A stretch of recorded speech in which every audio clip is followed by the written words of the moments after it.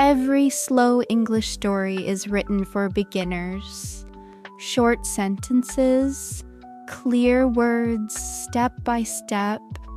Today's video is the story about The Boy and the Angry Mountain. You will learn new words, but you will also learn something important about life. So get comfortable. Do not worry if you do not understand everything. That is normal. That is how we learn. Are you ready? Let's begin. But first, please subscribe to this channel, activate the bell, and come back every day. Sugang was a young boy. He was only 12 years old. He lived in Indonesia, on the beautiful island of Java. Java is a big island. Many people live there. The weather is warm all year. Sugang's village was small and quiet. Green rice fields surrounded the village. Tall coconut trees grew everywhere. A clear river ran through the middle of the village. Children played by the river every day. His family was big and happy. Sugang had 4 brothers and 3 sisters. His father's name was Budi. His mother's name was Sari. His grandmother lived with them too. Everyone called her Nenek. Budi and Sari were rice farmers. They worked hard every day. They planted rice in the wet fields. They took care of the rice plants. When the rice was ready, they cut it and sold it at the market. Sugang helped his family on the farm. Every morning he woke up early. The sun was just coming up. Birds were singing in the trees. Sugang felt happy when he heard the birds. He had many jobs on the farm. He climbed the tall coconut trees. This was not easy, but Sugang was good at it. He went up to the top. Then he threw down the brown coconuts. His little brothers caught them below. Sugang also took care of the family's cows. The cows were big and brown. They gave milk for the family. Every afternoon, Sugang walked the cows to the river. The cows were thirsty. They drank the cool water. Then Sugang washed the cows in the river. The water was clean and cool. Sometimes Sugang jumped in the water too. He swam with the cows. This made him laugh. The cows looked funny when they were wet. His little brothers and sisters came to watch. They laughed too. They threw water at each other. They played games by the river. These were happy times for the family. In the evening, the family ate dinner together. Sari cooked rice and vegetables. Sometimes they had fish from the river. They sat on the floor around a low table. They talked about their day. After dinner, Nenek told stories. She told stories about brave princes and beautiful princesses. She told stories about magic animals and faraway places. Sugang loved his grandmother's stories. Life was not always easy in the village. Sometimes there was not enough rain. The rice did not grow well. Sometimes there was too much rain. The fields were full of water. But Sugang felt happy and safe. He had his family. He had his home. He had his friends in the village. The mountain near their village was tall and green. It looked peaceful. Sugang did not know that this mountain was a volcano. He did not know that soon, everything would change. Every night, Sugang looked at the mountain before he went to sleep. It was dark and quiet. Stars shone in the sky above it. Sugang felt calm when he looked at the mountain. "Good night, mountain," he said quietly. He did not know the mountain was listening. He did not know the mountain was getting angry deep inside. Topic words: village, family, farm, coconut, river, cows, rice, mountain, trees, water, brothers, sisters. It was a Tuesday night in March. The air was warm and still. No wind was blowing. The village was quiet. Most people were sleeping in their houses. Sugang was lying on his sleeping mat. His brothers and sisters were sleeping near him. His parents were in the next room. Nanek was sleeping on her favorite chair.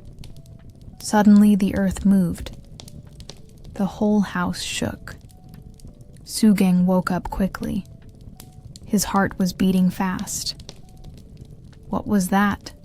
He thought. Then the earth shook again. This time it was stronger. The wooden walls of the house made creaking noises. Pots and pans fell in the kitchen. Sugang's little sister started crying. His mother called from the other room. "Children, come here quickly!" But before they could move, they heard a terrible noise. Boom, boom, boom! It was louder than thunder. It was louder than anything Sugang had ever heard. His father ran into the room. Booty's face was white with fear. He looked out the window toward the mountain. "Oh no," Booty said in a quiet voice. "The mountain is angry." Sugang looked out the window, too. What he saw made him very afraid. The top of the mountain was bright orange and red. Fire was coming out of it. Hot rocks were flying through the air. "It's a volcano," his mother shouted. "We must run, now." Sari grabbed the baby. Booty took Nanek's hand. "Everyone to the river," he called. "The river is safe." The family ran out of the house. Outside, the air was full of smoke. It was hard to breathe. The smoke burned Sugang's eyes and nose.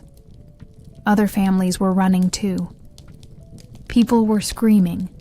Mothers were carrying children. Fathers were helping old people walk. Hot rocks began falling from the sky like rain. They were as big as footballs. When they hit the ground, they made holes. When they hit houses, the houses caught fire. Sugang tried to stay close to his family, but there were so many people running. Everyone was pushing. Everyone was afraid. Big rock fell near Sugang's feet. The ground was very hot. His feet hurt through his sandals. "Father," Sugang called. "Mother." But he could not see them anymore. There were too many people. There was too much smoke. Red lava began flowing down the mountain. It moved slowly, like thick soup, but it burned everything it touched. Trees caught fire. Houses melted. The beautiful green rice fields turned black. Sugang kept running toward the river, but he was lost. He did not know which way to go. The smoke was so thick, he could not see the stars. He heard his mother's voice somewhere in the darkness. "Sugang, where are you?" "I'm here," he shouted back. "I'm here." But his voice was small. The noise of the volcano was too loud. His family could not hear him. A burning tree fell across the path. Sugang had to jump over it. The fire was very hot on his face. He ran and ran until his legs hurt. His chest hurt from breathing the smoke. Finally, he could not run anymore. Sugang fell down next to a big banana tree. The tree was not burning yet. He hid under its large leaves. He was very tired. He was very afraid. He cried for his family. "Where are they?" he thought. "Are they safe?" The volcano kept making noise all night. Hot rocks kept falling. But slowly, Sugeng's eyes closed. He fell asleep under the banana tree, far from his family, far from his home. When morning came, the volcano was quiet again, but Sugeng's world was completely different. Topic words: volcano, earthquake, fire, smoke, lava, rocks, afraid, running, night, burning, family, lost. Sugeng woke up when the sun touched his face. For a moment, he forgot where he was. Then he remembered the terrible night. He remembered the angry mountain. He remembered losing his family. He sat up and looked around. Everything was gray with ash. The banana tree above him was covered in gray dust. His clothes were dirty. His face was dirty too. Sugeng was very thirsty. His throat hurt from the smoke. He was also very hungry. His stomach made loud noises. He stood up slowly. His legs were stiff from sleeping on the ground. He looked toward his village, but he could not see it. There was still too much smoke. I must find my family, he said to himself. Sugeng began walking. He did not know which direction to go. All the paths looked the same now. The ash covered everything. He walked for many hours. The sun got hotter and hotter. Sugeng's feet hurt in his old sandals. Sometimes he had to sit and rest. Finally, he saw buildings in the distance. It was a small town. Sugeng had never been to this town before, but he knew it was not far from his village. As he got closer, he heard new sounds. Cars were honking. People were talking loudly. Music was playing from shops. Sugeng entered the town. It was very different from his quiet village. The streets were busy with people. Motorcycles drove fast between the cars. Shop owners were calling to customers. Everything was bright and noisy. There were electric lights everywhere, even in the daytime. There were big signs with pictures and words. There were smells of food cooking and car smoke. Sugeng felt confused and scared. He had never seen so many people in one place. He did not know where to go. His stomach hurt from hunger. He saw a food stall selling noodles. The smell made his mouth water. But when he touched his pockets, they were empty. He had no money. Sugeng stood near the food stall and watched people eating. A man was eating a big bowl of soup with noodles. A woman was eating rice with chicken. Sugeng's stomach made loud noises. An old woman behind the food stall noticed him. She had gray hair and kind eyes. She saw that Sugeng was dirty and looked hungry. "Boy," she said gently, "are you hungry?" Sugeng nodded. He was too shy to speak. The old woman took a banana leaf. She put rice on it. She added some vegetables and a small piece of fish. "Here," she said, handing the food to Sugeng. "Eat." "But I have no money," Sugeng said quietly. "That is okay." The woman smiled. "You look like you need help." Sugeng took the food with both hands. "Thank you," he said. "Thank you very much." He sat on the ground next to the stall and ate quickly. The rice tasted wonderful. He had not eaten anything since dinner the night before. When he finished eating, Sugeng felt a little better. The old woman gave him a cup of water, too. "What is your name, boy?" she asked. "Sugeng," he answered. "Where are your parents, Sugeng?" Sugeng's eyes filled with tears. I lost them, he said. The mountain became angry. There was fire and smoke. Everyone was running. I could not find them. The old woman's face became sad. Oh, poor child, she said. Many families were separated last night. Some people went to the refugee camp. Maybe your family is there.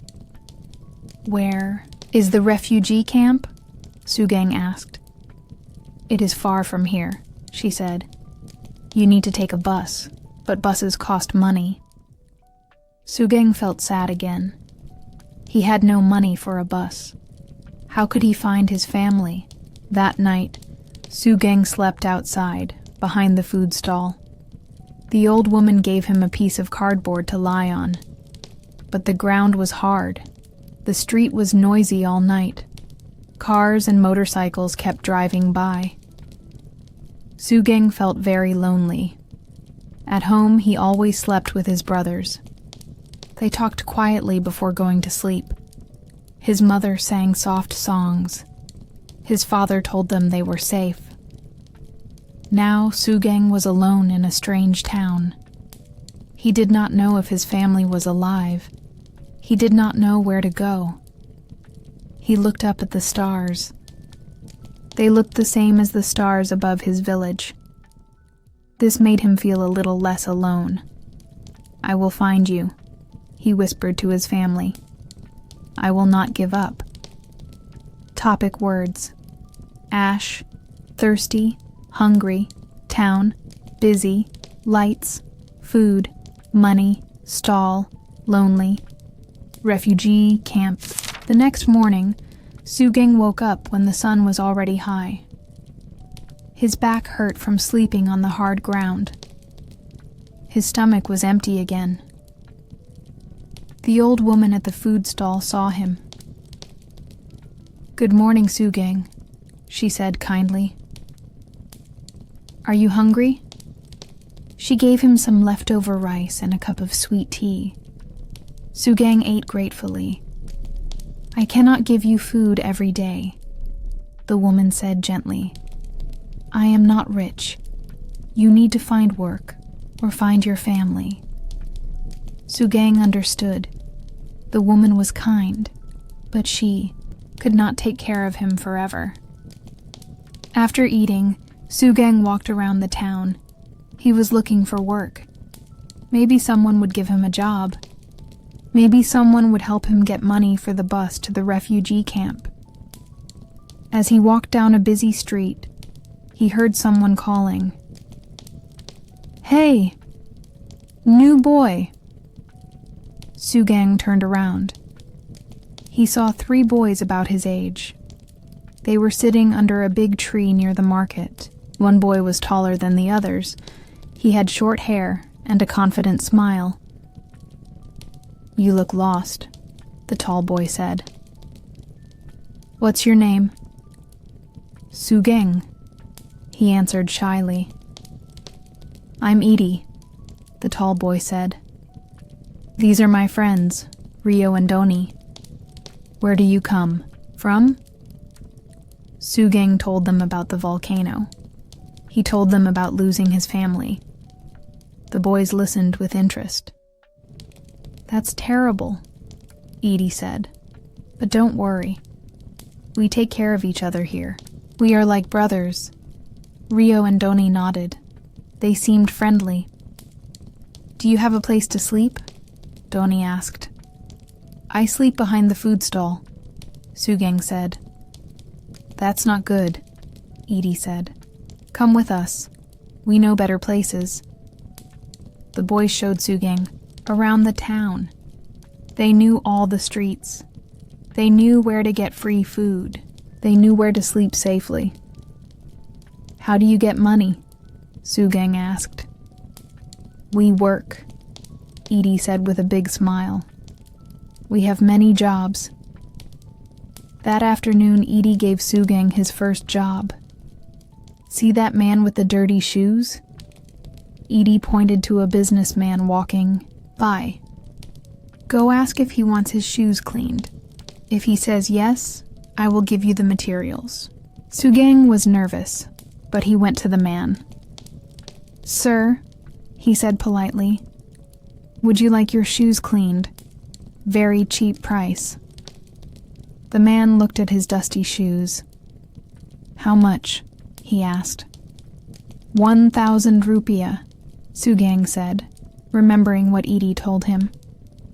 Okay, the man said. Sugang cleaned the man's shoes carefully. The man paid him and walked away. Sugang felt proud. He had earned money by himself. Edie came over. Good job, he said, but you give me half. That's how it works in our group. Sugang gave Edie 500 rupiah. He kept 500 for himself. It was not much, but it was a start. The next day, Edie gave him another job. Take these newspapers, he said. Sell them at the traffic light. When the cars stop, go to the queue, windows, and ask people to buy. Sugang took the newspapers and went to the busy intersection. When the traffic light turned red, he walked between the cars. Newspaper! Fresh news! He called out. Some people bought newspapers. Some people ignored him. But Sugang sold several papers. Again, he gave half the money to Edie. For a week, Sugang did these small jobs. He was learning how to survive in the town. Edie, Rio, and Doni taught him many things. But slowly, Sugang began to notice something strange. Sometimes the boys would disappear for hours. When they came back, they had new things. Food, money, sometimes even toys or clothes. Where did you get this? Sugang asked one day when Rio showed him a nice watch. I found it, Rio said quickly. But Sugang saw Rio and Doni looking at each other with worried faces. One evening, Edie came to Sugang with a serious expression. Tomorrow you will learn our real work, Edie said. You are ready now. What do you mean? Sugang asked. You will see. Edie smiled. But his smile did not look friendly anymore.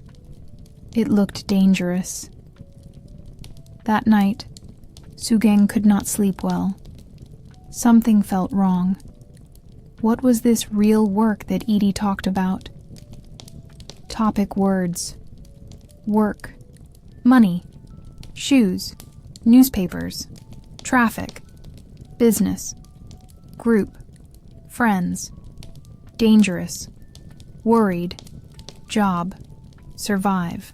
The next morning, Edie woke Sugang up early. Rio and Doni were with him. They all looked serious. Today is an important day, Edie said. Today you become a real member of our group. What do I have to do? Sugang asked. Just watch and learn, Edie said. Follow us. Do exactly what we tell you. The boys walked to the busy market area. There were many people shopping. Women were buying vegetables. Men were buying newspapers. Children were running around. Edie pointed to a well-dressed woman. She was carrying a beautiful leather handbag. See that woman? Edie whispered. Watch what I do. Edie walked past the woman very quickly. As he passed her, he grabbed her handbag and kept walking fast. The woman shouted, My bag! Someone took my bag! But Edie was already far away, lost in the crowd. Sugang's heart started beating fast. He understood now. Edie was a thief. His work was stealing from people. Rio and Doni were smiling. They thought it was funny. Did you see how easy that was? Doni said to Sugang. But that's stealing, Sugang said quietly. It's surviving, Edie said, coming back with the handbag. Rich people have too much money. We need money more than they do. We are not bad people, Rio said. We just take what we need. But Sugang felt uncomfortable. His parents had taught him that stealing was wrong. His grandmother always said, "Take only what belongs to you." In the afternoon, they went to a parking area. There were many cars and motorcycles. Edie gave Sugang a small screwdriver. "See that car?" He pointed to a red car. "Take the side mirror. It's worth good money." "I don't want to do this," Sugang said. "You want to eat tonight?" Edie asked. "You want a place to sleep? Then you do what I say." Sugang felt scared. He did not want to steal, but he also did not want to be alone again. These boys were his only friends in the town. Slowly, he walked toward the red car. His hands were shaking. He looked around to make sure no one was watching. He put the screwdriver on the mirror. But just as he was about to turn it, someone grabbed his arm. "What are you doing, boy?" It was a big man with angry eyes. "Nothing, sir," Sugang said quickly. "You were trying to steal my mirror," the man shouted. "Thief!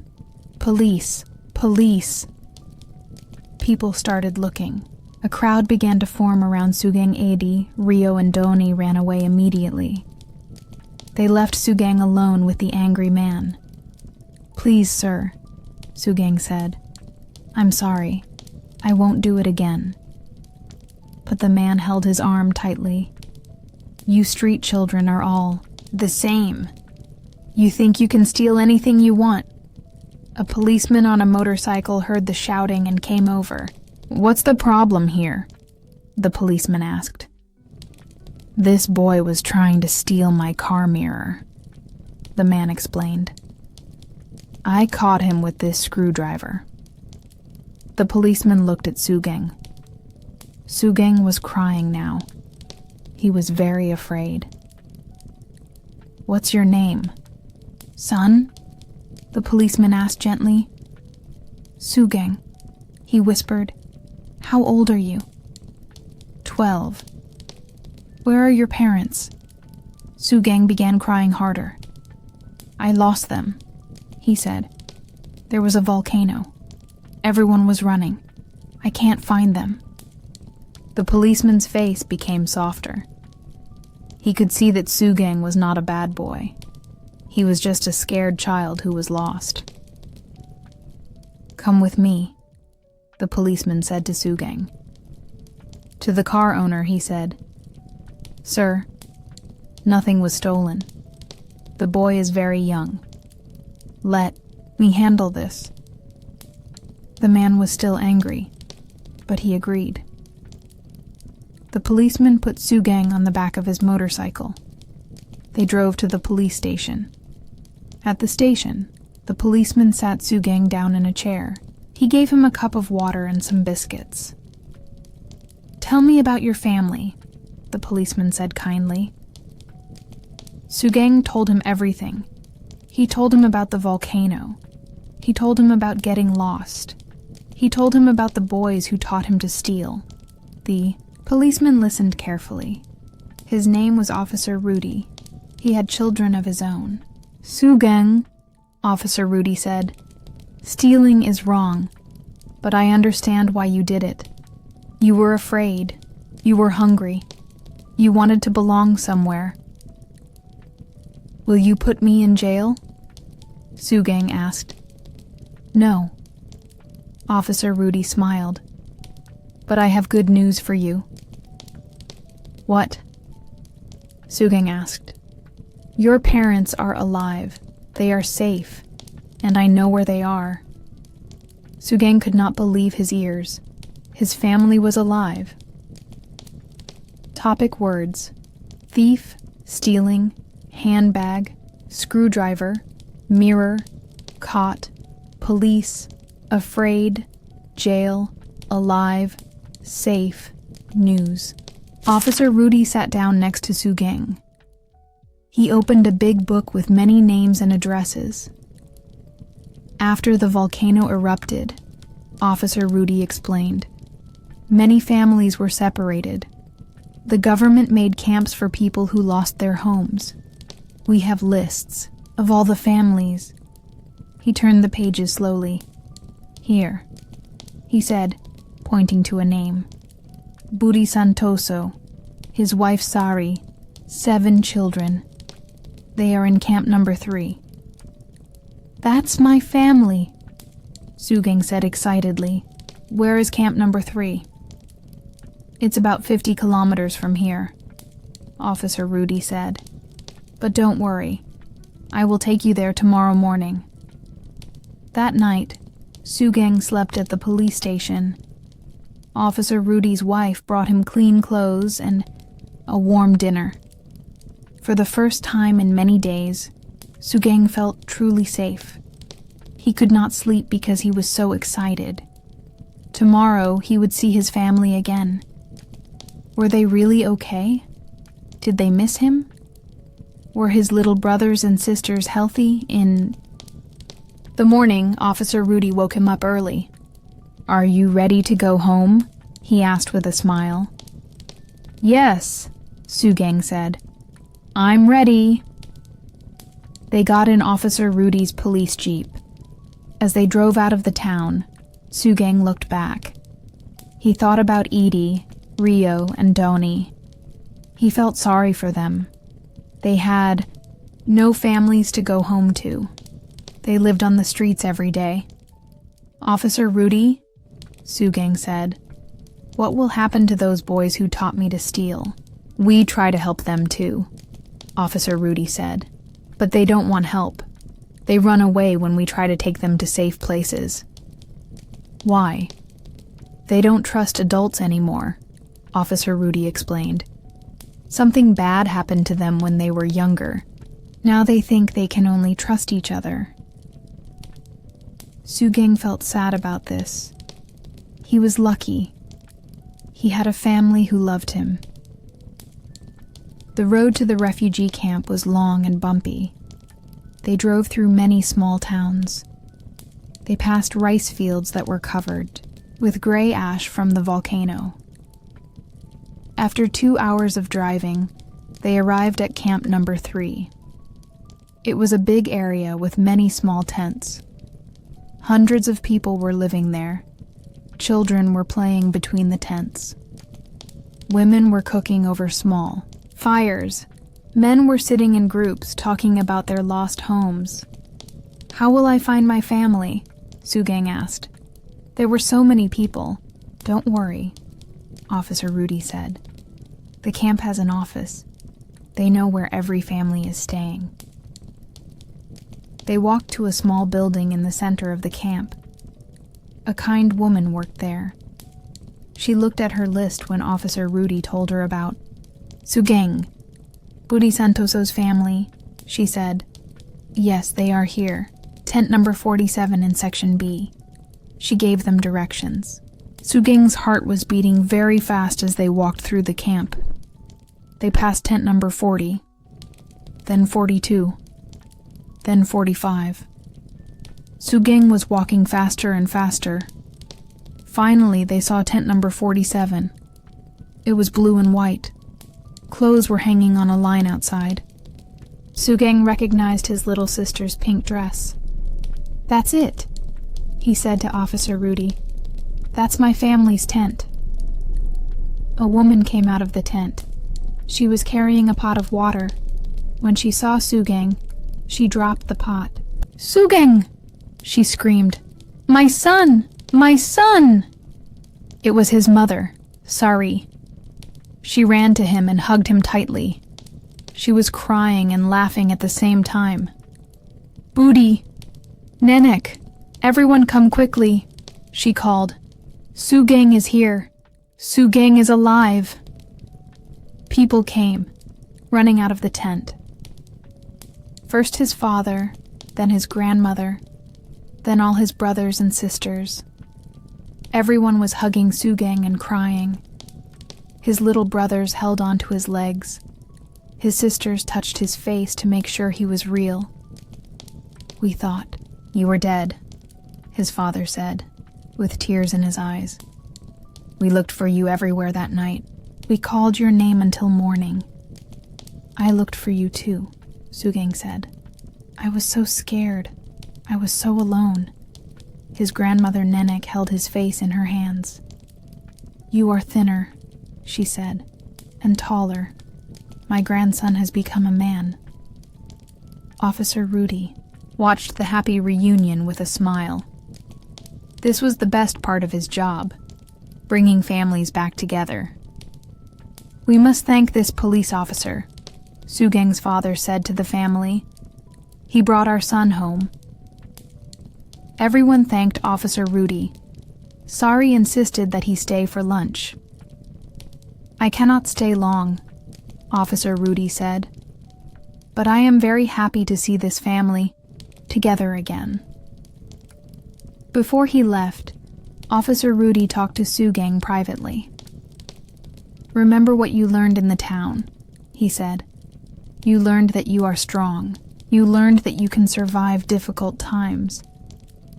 But you also learned the difference between right and wrong." "Yes, sir," Sugang said. "I will never steal again." "Good," Officer Rudy smiled.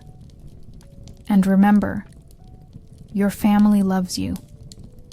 Never run away from them again."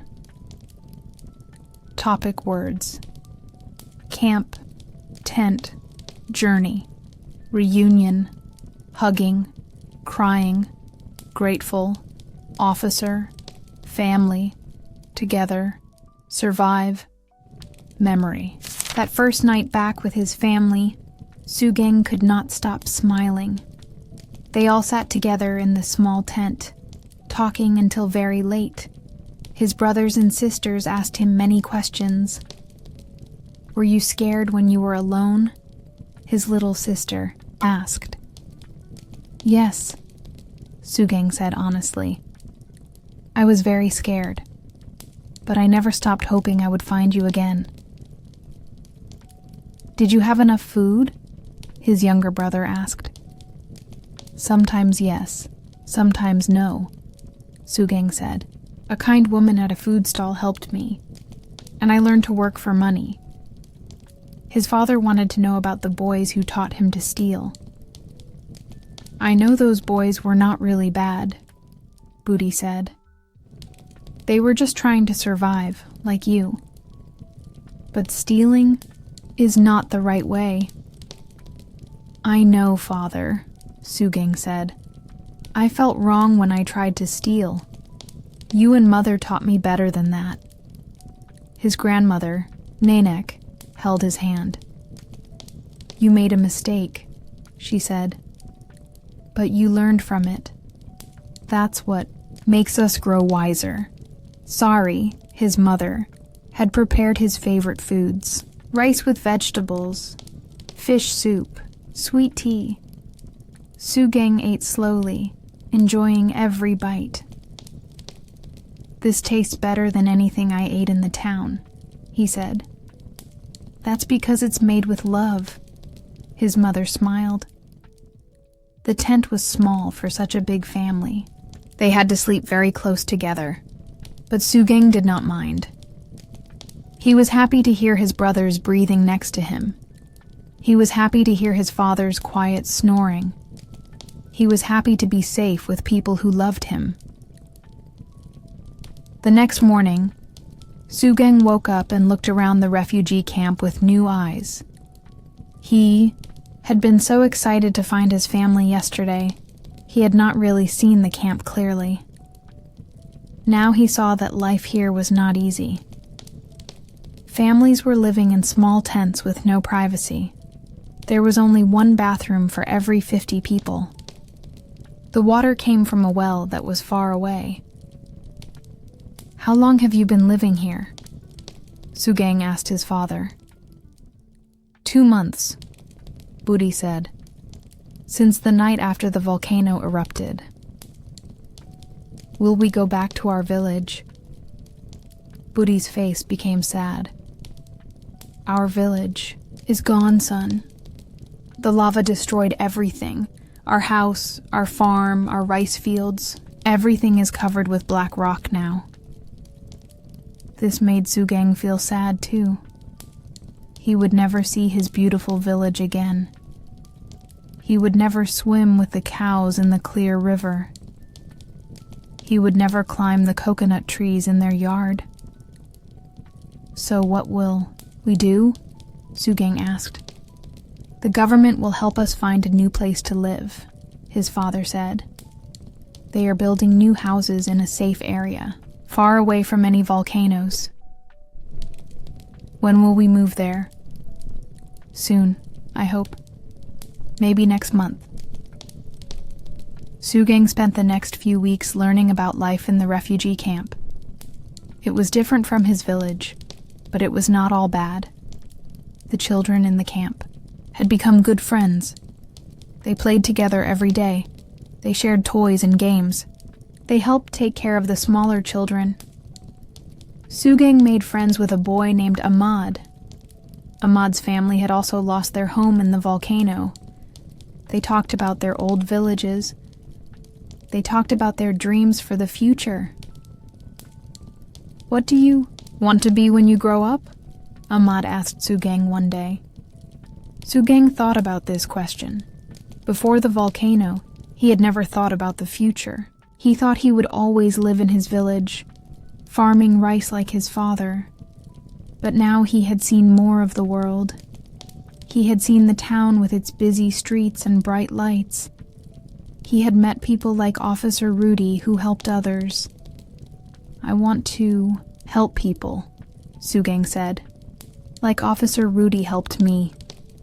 Maybe I can be a policeman too. That's a good dream, Ahmad said. The adults in the camp worked together to make life better. The women cooked meals for everyone. The men built better shelters. Everyone shared what they had. Sugang's mother, Sari, started teaching the camp children how to read and write. She used sticks to draw letters in the dirt. She told stories to help them remember new words. Sugang was proud of his mother. Even though she had lost her home, she still wanted to help other children learn. His father, Budi, helped organize the camp's vegetable garden. They grew tomatoes, cucumbers, and green beans in small plots behind the tents.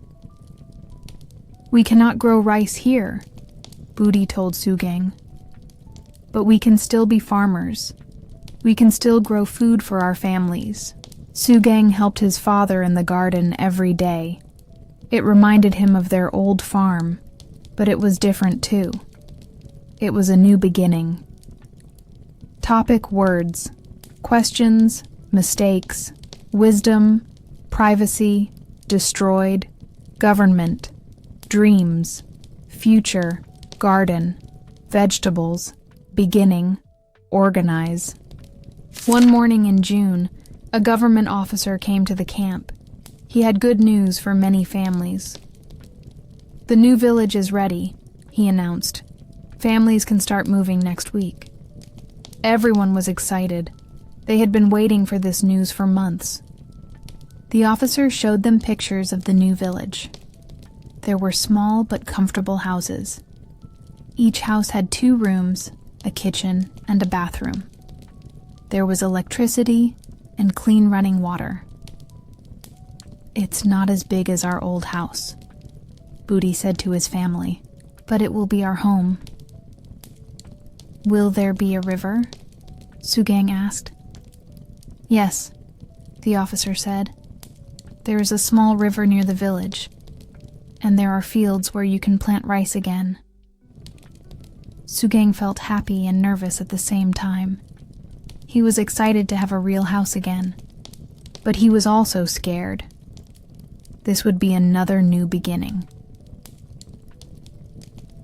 The day they moved was very busy. Trucks came to take the families and their belongings to the new village. Sugang said goodbye to his friends in the camp. especially Ahmad. I will visit you, Ahmad promised. My family is moving to a village not far from yours. We will always be friends, Sugang said. The truck ride took 3 hours.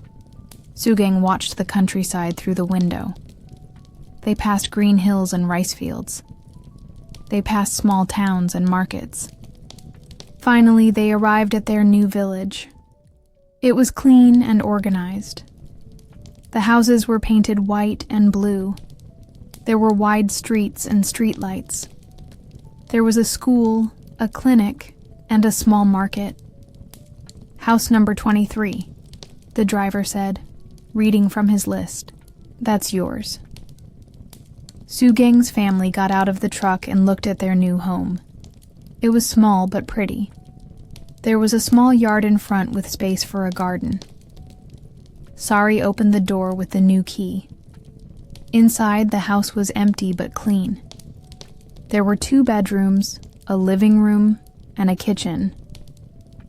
It smells like fresh paint, Nenek said, smiling. And look. Sugang's little sister pointed to a switch on the wall. She turned it on and off. The electric light went on and off. All the children laughed and clapped. They had never had electricity in their old village. That night, they slept on mats on the floor. They had no furniture yet. But they were together, and they were safe. In the morning, Sugang explored the new village. He met other children who had also come from volcano areas. Some were from his old village. Some were from other villages that had been destroyed. The new school was bigger than the school in Sugang's old village. It had 6 classrooms, a library, and a playground. The teacher, Miss Indira, was young and friendly. We will start classes next week, she told the children. I know this has been a difficult time for all of you, but education will help you build a better future. Sugang was excited about going to school again. In the refugee camp, there had been no regular school. He had missed learning. His father found work quickly. The government had created jobs for the volcano survivors. Booty would help build more houses for other families who were still waiting to move. Sari started a small business. She cooked traditional snacks and sold them at the village market. The other villagers loved her food. We are starting to feel like ourselves again, she told Sugang one evening. Topic words: electricity, comfortable, belongings, organized, clinic, furniture, survivors, education, business, traditional, market, future. 6 months later, Sugang had settled into his new life. He went to school every morning. He helped his father in their small vegetable garden every afternoon. He played with his new friends every evening. But sometimes, late at night, he still thought about his time in the town. He thought about Edie, Rio, and Doni. He wondered if they were safe. He wondered if they ever found families to love them. One day, Miss Indira asked the class to write stories about their experiences. Write about something important that happened to you, she said. Write about something that taught you a lesson. Sugang knew exactly what he wanted to write about. He wrote about the night of the volcano. He wrote about being lost and alone. He wrote about meeting the street boys. He wrote about nearly becoming a thief. Most importantly, he wrote about learning, the difference between right and wrong, even when life is difficult. When he finished reading his story to the class, everyone was quiet. That was very brave, Miss Indira said. It takes courage to admit our mistakes. It takes wisdom to learn from them. Sugang, said his classmate Maya, weren't you angry at those boys for leaving you when you got in trouble? Sugang thought about this question carefully. At first, yes, he said. I was angry and hurt, but now I understand. They were scared too. They had learned not to trust anyone. They thought only about surviving each day. But they did wrong things, another student said. Yes, they did wrong things, Sugang agreed. But they were not evil people. They were lost children, just like I was lost. They needed help, but they didn't know how to accept it. Miss Indira smiled. Sugang has learned something very important. Sometimes people do wrong things because they are afraid, or hungry, or lonely. We should still say that wrong things are wrong, but we can also try to understand why people make bad choices. After school that day, Sugang walked home thinking about his story. He thought about all the people who had helped him during his difficult time. The old woman at the food stall had given him food when he was hungry. She had asked for nothing in return. Officer Rudy had seen past his mistake. He had helped Sugang find his family instead of punishing him. His own family had welcomed him back with love. They had not been angry about his mistakes. These people showed me what goodness looks like, Sugang thought. When he got home, he found his father working in the garden. Father, Sugang said, I want to tell you something. Budi stopped working and looked at his son. I learned something important when I was away from you, Sugang continued. I learned how lucky I am to have a family who loves me. Not all children have this. That is true, Budi said gently. I want to help other children who don't have families, Sugang said. When I grow up, I want to do work that helps people. Budi put his arm around his son's shoulders. I am proud of you, Sugang, he said. You went through something very difficult. But instead of becoming bitter or angry, you became more understanding and kind. That shows you have a good heart. That evening, the family sat together after dinner, as they always did. Nenek was telling one of her stories. But tonight, Sugang was thinking about his own story. His story was not finished yet. He was only 12 years old. He had many more years to live, many more choices to make. But he knew now what kind of person he wanted to become. He wanted to be someone who helped lost children find their way home. He wanted to be someone who showed kindness to people who were afraid and alone. The angry mountain had taken away his old life, but it had also taught him important lessons about courage, kindness, and the value of family. Thank you, mountain, he whispered quietly, looking out the window toward the dark hills. Topic words: settled, experiences, courage, wisdom, evil, choices, understanding, bitter, proud, kindness, value, whispered. 2 years passed quickly in the new village. Sugang grew taller and stronger. He became one of the best students in his class. He made many good friends. The village grew too. More families moved there from other disaster areas. New shops opened. A small hospital was built. The community became stronger and happier. Sugang never forgot the lessons he learned during his difficult time. He often helped new families who arrived in the village. He showed them where to buy food, where to register for school, how to find work. You remind me of Officer Rudy, his mother said one day, watching Sugang help a confused new family. That's the best compliment you could give me, Sugang smiled. One day, Miss Indira made an announcement to the class. "Next month, we will take a field trip to the city," she said. "We will visit the university, the museum, and the police academy." Sugang was excited about visiting the police academy. He still dreamed of becoming a police officer like Officer Rudy. On the day of the trip, 30 students got on the bus early, in the morning. They drove for 2 hours to reach the big city. The city was much larger than the small town where Sugang had lived on the streets.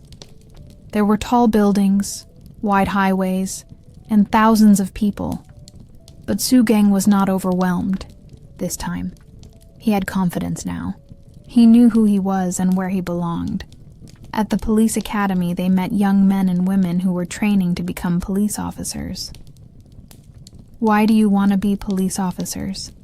Miss Indira asked them. "To protect people," one young woman said. "To help people who are in trouble." "To make sure children are safe," a young man added. Sugang raised his hand. "Sir, can children who made mistakes in the past still become police officers?" The instructor looked at Sugang kindly. "Everyone makes mistakes," he said. "What matters is that we learn from our mistakes. What matters is that we want to do good, things with our lives." Some of the best police officers are people who understand what it feels like to be lost or afraid, he continued.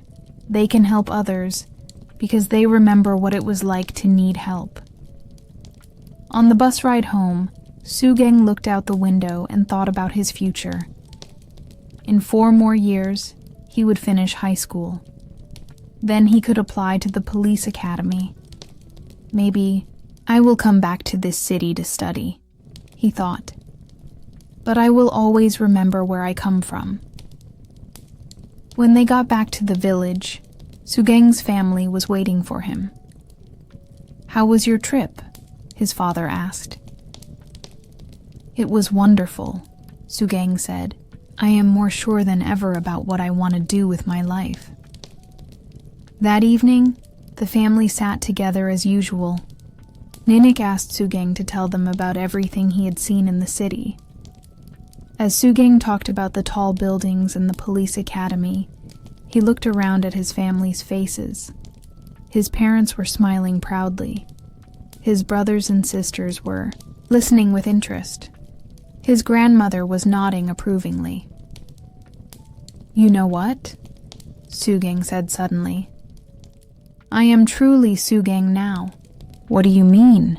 his little sister asked. "My name means happy and safe," he explained. "For a long time after the volcano, I was not happy or safe. I was scared and lost." "But now?" his mother asked gently. "Now I am happy," Sugang said. "I am safe. I have my family. I have my home. I have my dreams. I am truly Sugang again." His father stood up and hugged him. "You have always been our Sugang," he said. "Even when you were lost, even when you were afraid, you were still our son who brings happiness to our family. And now you will bring happiness to many other families too," Ninik added wisely.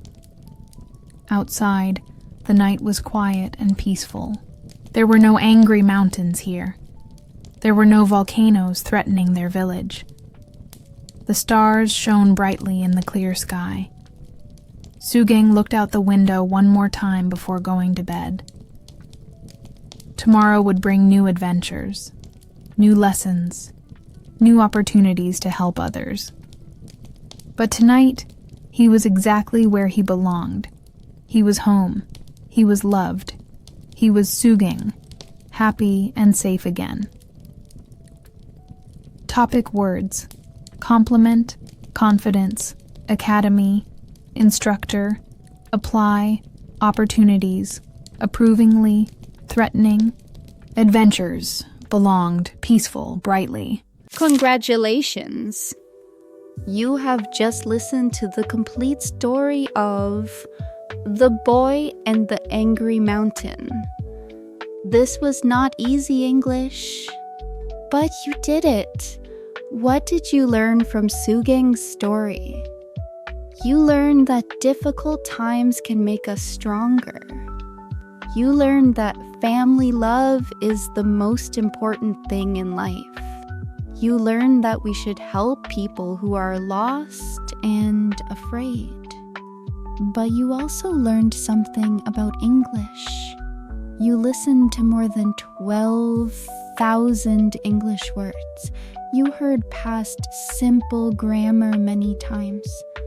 You learned vocabulary about family, disasters, emotions, and daily life. Let's remember the most important vocabulary from the story. Volcano, family, lost, afraid, stealing, police, camp, reunion, home, dreams, safe, and happy. Can you use these words now? Can you tell someone about Sugang's story? Try it. Tell a friend. Sugang was a boy who lost his family in a volcano. He lived on the streets. He almost became a thief.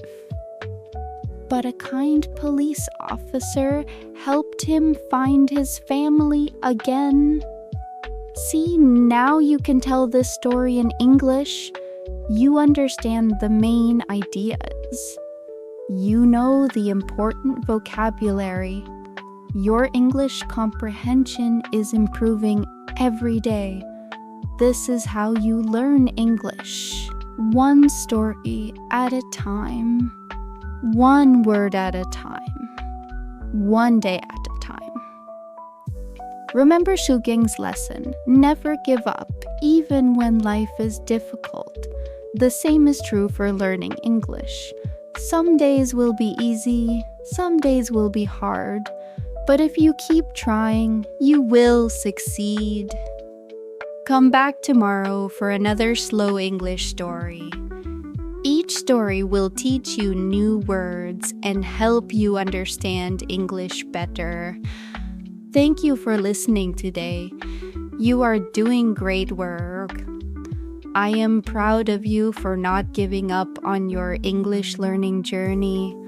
Please subscribe to this channel. Click the bell icon for notifications. Like this video if it helped you. Share it with friends who are also learning English. Until tomorrow, keep practicing, keep dreaming, and keep believing in yourself. Good luck with your English.